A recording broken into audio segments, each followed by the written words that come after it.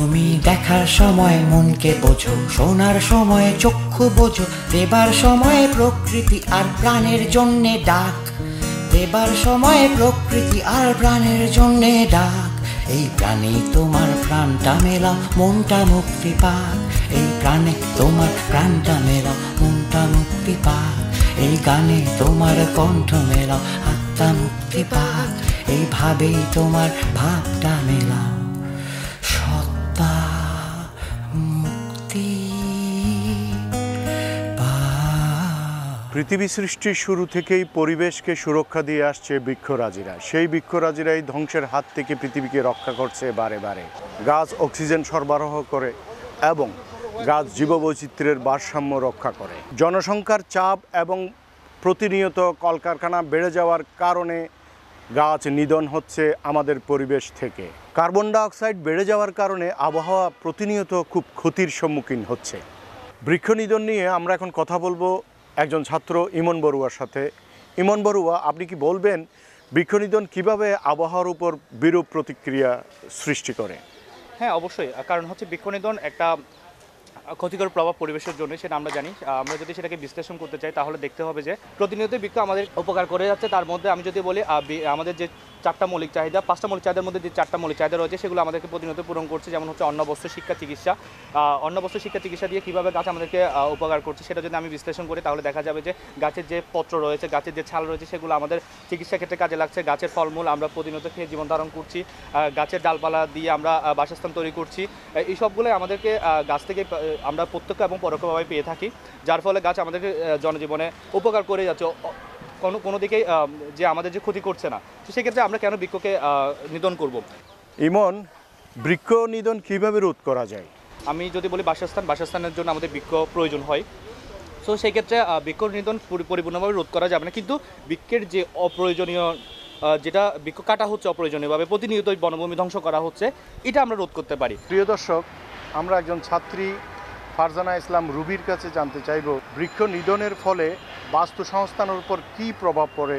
বৃক্ষের উপর নির্ভর করে ছোট পোকামাকড়, কীটপতঙ্গ সবাই বসবাস করে এবং বৃক্ষ থেকে পাওয়া ফলমূলের উপর, খাদ্যের উপর নির্ভর করেও তাদের জীবন চলে। সেক্ষেত্রে আমরা যদি বৃক্ষ নিধন করে ফেলি সেক্ষেত্রে দেখা যাবে আমাদের ছোট পোকামাকড়, কীটপতঙ্গ, পশু পাখি যেগুলো গাছের উপর নির্ভর করে বসবাস করে সেগুলো হারিয়ে যাচ্ছে।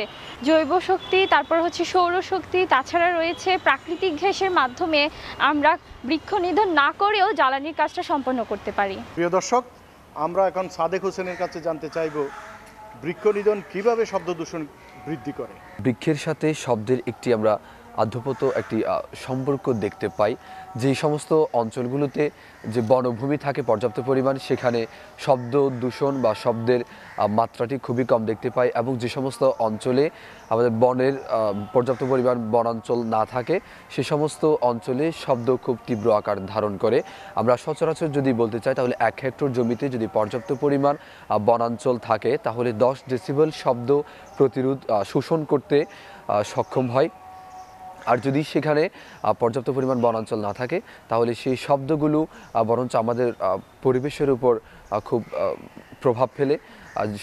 যদি বাংলাদেশের প্রেক্ষাপটে বলতে চাই তাহলে আমাদের শহর অঞ্চলগুলোতে তেমন কোনো বনাঞ্চল থাকে না থাকার কারণে শব্দ দূষণ খুব মাত্রা আকার ধারণ করে। যদি আমরা এই শব্দ দূষণ থেকে পরিত্রাণ পেতে চাই তাহলে আমাদের করতে হবে রাস্তার পাশে বৃক্ষ রোপণ করতে হবে। তারপর হচ্ছে ছাদে গাছ, আমরা ছোট ছোট গাছ লাগাতে পারি। তারপর হচ্ছে আমাদের বারান্দায় ছোট ছোট গাছের চারা বা ফুলের গাছ লাগাতে পারি। এক্ষেত্রে আমাদের পরিবেশ সুন্দর থাকবে এবং শীতল একটি আমরা প্রকৃতি পাবো। আমরা এখন একটা গান শুনবো, বাংলার রূপের কথা। শাহ আব্দুল করিমের লেখা এবং সুরে একটা গান আমরা শুনতে যাব।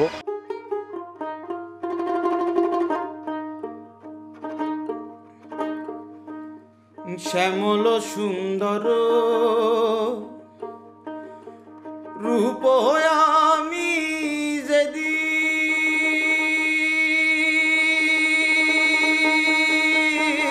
হতে হে গো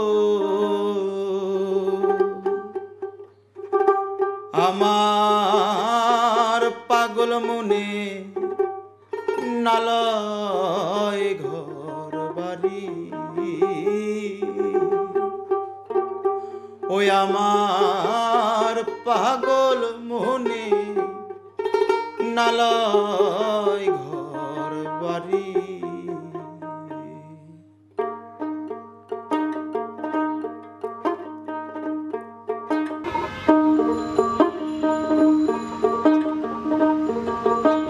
শ্যামল সুন্দর রূপ আমি যেদিন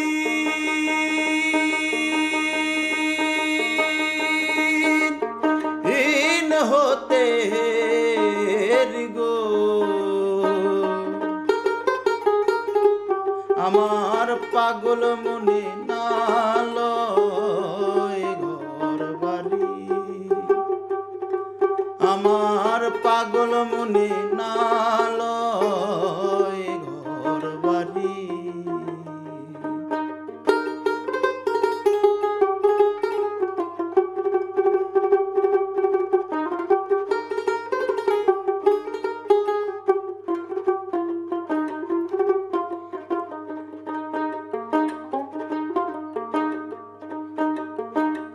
আমি কি আর দুঃখ ছাইরা সহিব সুখের আশা করি। মন প্রাণ দিয়াছি যারে সইগ কেমন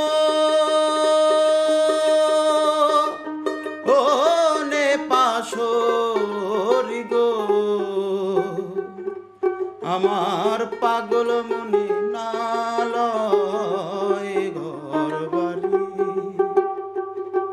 আমার পাগল মনে নালয় ঘর বাড়ি।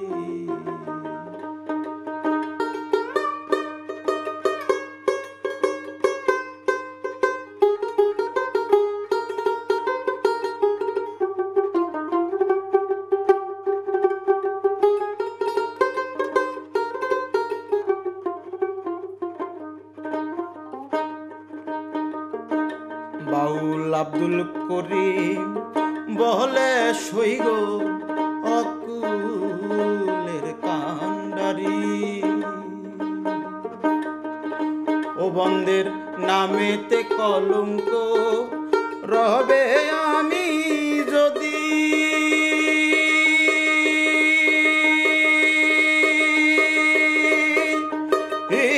ডুইবা মরি গো আমার পাগল মনে নালয় ঘর বাড়ি। আমার পাগল মনে নালয় ঘর বাড়ি। শ্যামল সুন্দর রূপ আমি যেদিন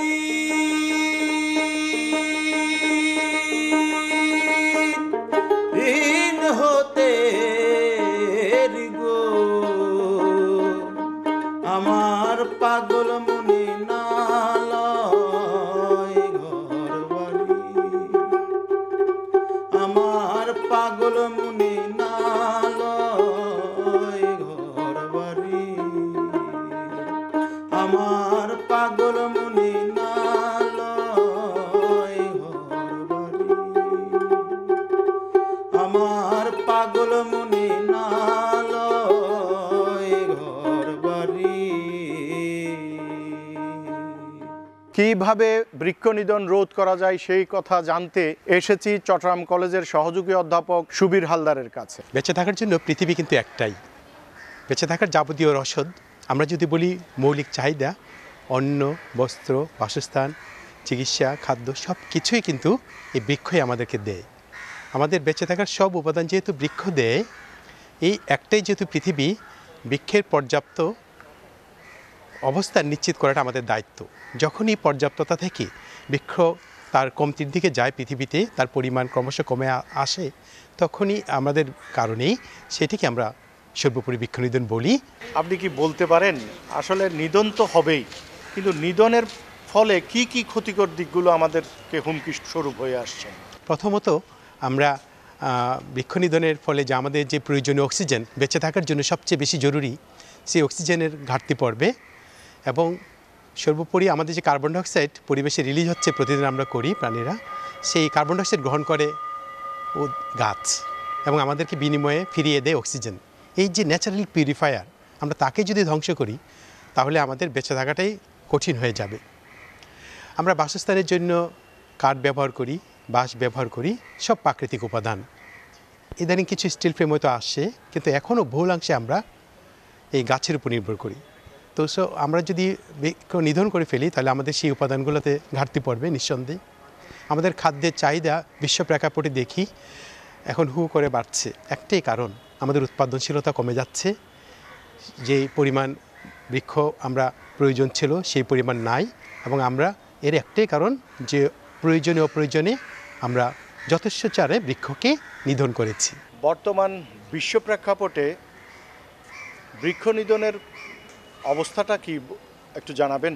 গণমাধ্যমে আমরা প্রায়ই দেখি বিভিন্ন দাবানলের খবর। অস্ট্রেলিয়ায় দাবানল হচ্ছে, আমেরিকায় দাবানল হচ্ছে, ইউরোপে দাবানল হচ্ছে, এবং হাজার হাজার একর বনভূমি পুড়ে ছাই হয়ে যাচ্ছে, এবং আমরা চাইলেও কার্যকর ব্যবস্থা উন্নত দেশও নিতে পারছে না।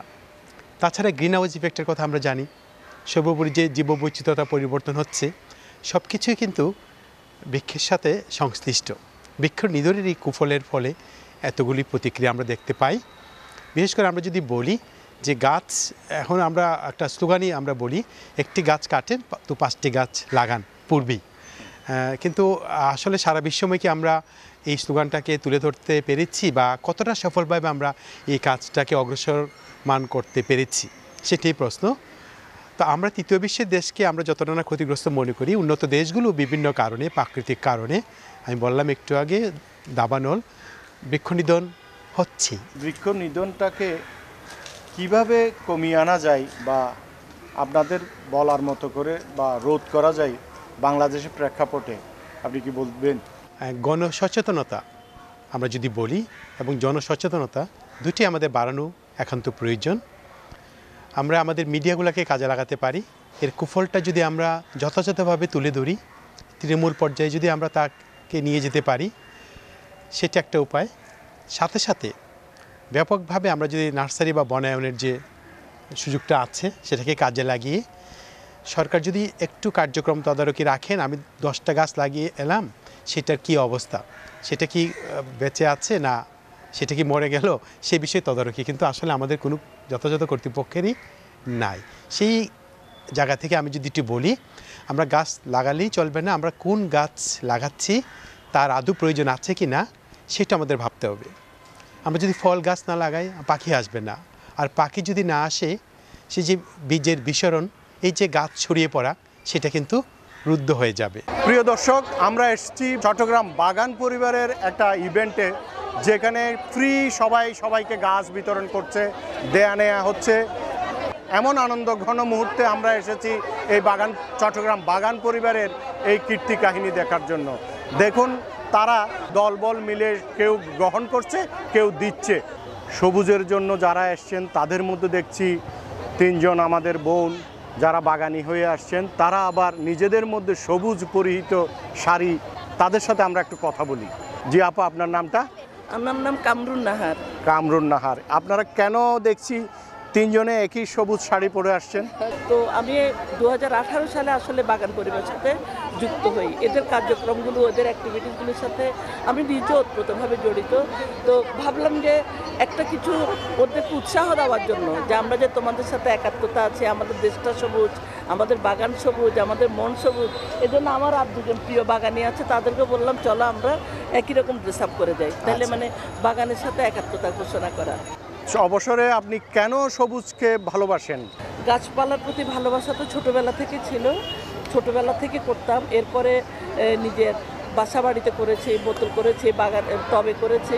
এরপরে নিজের বাড়িতে আমি অনেক বড় একটা ছাদ বাগান করি। ছাদ বাগানে আর মূলত এদের যে বাগান পরিবার, এখান থেকে প্রচুর উৎসাহ পায়, গাছপালা পায়, কিভাবে যত্ন করতে হয়, কিভাবে লাগাতে হয়, তবে বাগানের গাছ বিনিময় হয়। আমাদের মধ্যে একটা সৌহার্দ্যপূর্ণ সম্পর্ক গড়ে উঠেছে, এবং প্রতি বছর কিন্তু আমরা এই দিনটার জন্য আমরা অপেক্ষা করি কখন আমরা এই মেলাটাতে আসবো। আমাদের বাগান পরিবার শুরু হয় 16 সাল থেকে। আমি 16 সালের শেষের দিকে বাগান পরিবারের সাথে আমি জড়িত হই। আমি তখনকার থেকেই মেম্বার। আমাদের স্লোগান হচ্ছে সবুজে গড়ি, সবুজে সাজাই, বেশি বেশি গাছ লাগাই। চট্টগ্রাম বাগান পরিবার হলো অনলাইন ভিত্তিক একটি প্ল্যাটফর্ম, যেখানে সবুজ মনের যে মানুষগুলো বা সবুজের প্রতি আগ্রহী যে মানুষগুলো তাদেরকে এক জায়গায় করা। আমি এখান থেকে গাছ নিতেও আসছি, প্লাস গাছ বিলিও করতে আসছি। আমি এক সময় নতুন বাগানে ছিলাম, অনেক গাছ এখান থেকে ফ্রি পাইছিলাম। চট্টগ্রাম বাগান পরিবারের একজন সদস্যের কাছে আসছে যিনি এই ডিস্ট্রিবিউশন লাইনে আছেন। আমাদের গ্রুপটা তৈরি হয় 2017 সালে চট্টগ্রামে বাগানীদের বাগান করার উদ্দেশ্যে। আমরা চট্টগ্রামে যারা বাগানি আছেন তাদের ছাদ বাগান, বারান্দা বাগান এবং উঠান কিংবা আঙ্গিনাতে বাগান থাকলে সেগুলো সাজিয়ে দেওয়ার ব্যবস্থা করি। পরিবেশ ভারসাম্য রক্ষার জন্য দরকার ছিল 25 ভাগ বনভূমি, কিন্তু আমাদের এই দেশে আছে মাত্র 13% বনভূমি। 33 ভাগ বনভূমি দরকার ছিল, কিংবা 33 ভাগ বনভূমি না হলে এ দেশকে মুক্ত রাখা দায় হয়ে ঠেকবে। পরিবেশকে যদি রক্ষা করতে হয় আমাদেরকে অনেক বেশি প্রকৃতিপ্রেমী হতে হবে। আগামীতে আবার কোনো নতুন বিষয় নিয়ে আপনাদের সামনে হাজির হব। সে পর্যন্ত অপেক্ষায় থাকলাম। ধন্যবাদ। তুমি দেখার সময় মনকে বোঝো, শোনার সময় চক্ষু বোঝো, দেবার সময় প্রকৃতি আর প্রাণের জন্যে ডাক।